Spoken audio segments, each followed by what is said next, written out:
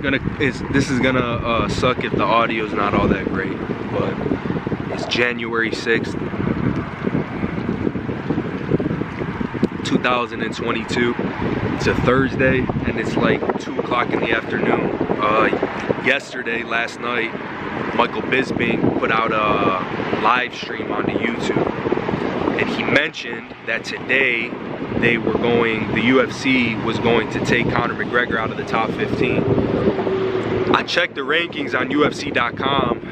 It says that he's number 9, so I don't know if they're updating that later on in the day, or if Bisping gave me some bad information, or he just had some insider info that he was releasing a little bit ahead of time or whatever. But I think that Conor's last 2 fights, I think that his last fight was actually a really good performance up until that point where he broke his leg. I think that if you go back and you watch that fight with a fighter's eye, not a casual eye, you could see that he didn't take all that much damage in the positions where it appeared that Dustin was completely dominating him. For example, when Conor was throwing the up kicks, he ended up catching Dustin with an up kick, actually a really good one, which made Dustin fall onto him, not fall, but you know, fall onto him and continue to try to ground and pound. But you know, the damage Conor took and the damage that he put out, I think was, you know, I think that was an extremely close fight. And I think Conor, you know, it'd be tough to say how he would have performed in the later rounds, but he showed you guys in the Nate Diaz fight that he catches a second wind around the late third, early 4th round. And so who knows how that fight would have went? Nobody does. That's why we're gonna get another one. But the fight before that, it's important to keep in mind that Conor was training at least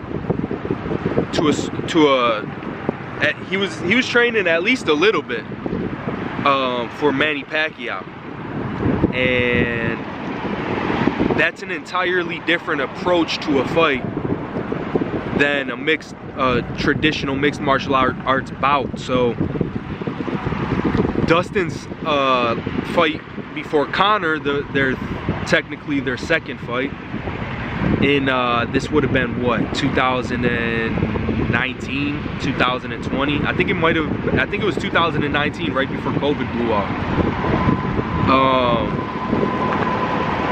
Dustin Poirier fought Dan Hooker.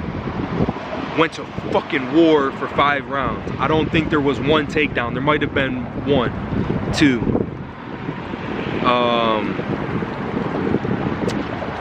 But then before that, Dustin fought Habib, and then before that he fought like Eddie Alvarez, Max Holloway,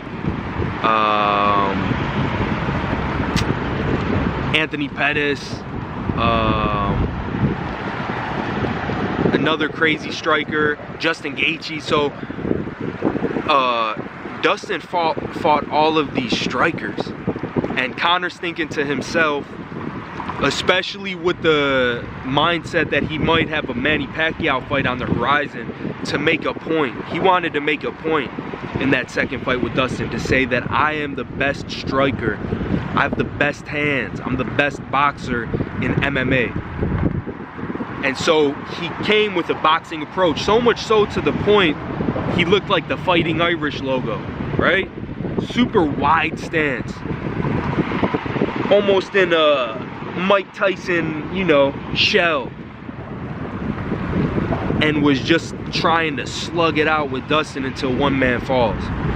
Dustin had a different approach. Dustin's like, I'm gonna kick this dude's fucking legs until they fall off, and then I'm gonna pick him up by those legs that he can't walk on. I'm gonna slam him to the ground, I'm gonna punch his face in. And that's kind of what happened, you know. I don't think Conor got knocked out in that fight. I watched it a couple times. You know, maybe it was a flash knockout. Maybe I didn't see a good angle of it. You guys need to inform me a little bit. Help me out with that. But I didn't think it was that, you know, it wasn't when you keep in mind what I just said, it wasn't a horrible performance. You know, Conor went in there with an intention and executed that intention. I'm gonna box this fool. He didn't execute a win in that mixed martial arts bout, but he executed his game plan. I'm gonna get in there, I'm gonna show everybody in the world I have the best hands. This dude fought all strikers except for Habib. Everybody knows who the fucking the Dagestanian is, you know? Everybody else it was a stand-up war with Dustin. And Conor's like, I'm gonna show everybody I'm the best at that.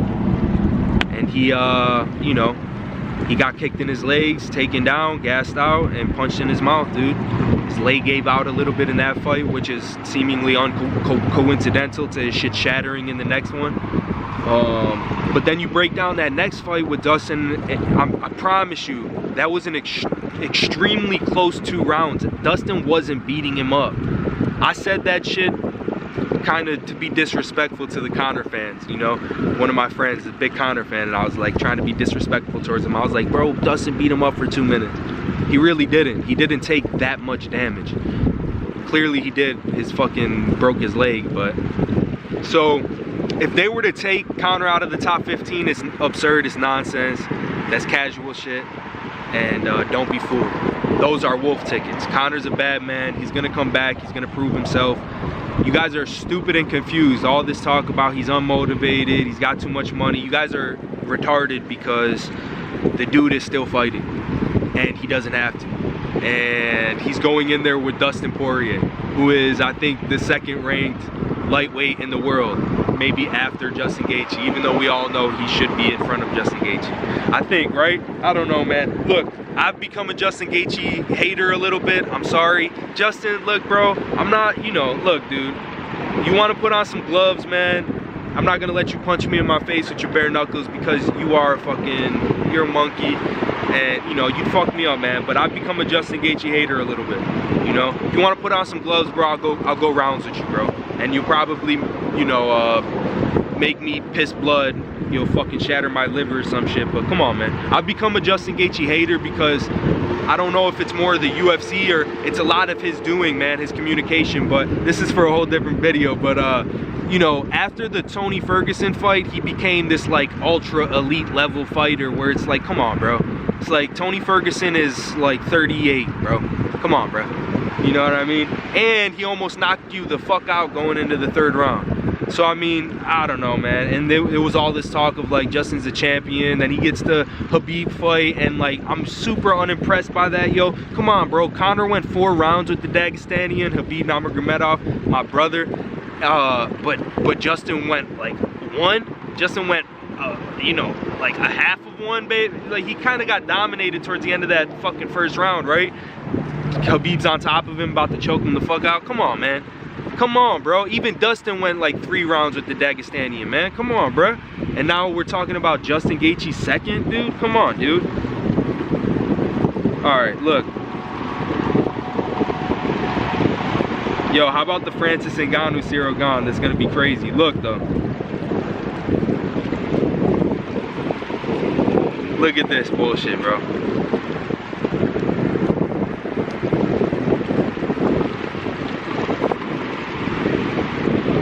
Yo, Justin Gaethje's the #1 ranked lightweight in the world. If that right there doesn't tell us Dustin beat the shit out of Justin, yo. Dustin KO'd Justin for real. You know what I mean? Like, the dude quit. I think the ref fucking called it or whatever. I think he did KO him. Dude, yo, shout out to Justin Gaethje though too for being a fucking zombie in that state of mind, bro, and just walking forward and ready to continue to go to war. But come on, you guys see what the fuck I'm saying here? Dustin's ranked below Justin? That doesn't, it's nonsensical. He beat Justin. Their last out. He beat him. And he's fucking whooped everybody else's ass too, man. What the fuck are we talking about? So you're gonna take Conor McGregor out of the top 15, one of the greatest to ever do it? Are you guys stupid? Don't you remember he beat Max Holloway, who is currently, in my opinion, the fucking GOAT of the sport? Don't you guys, come on, bro. The fuck are you talking about? He has a fucking $500 million and he's fighting them in mixed martial arts in the UFC, you stupid motherfuckers. Alright, I gotta do my next video.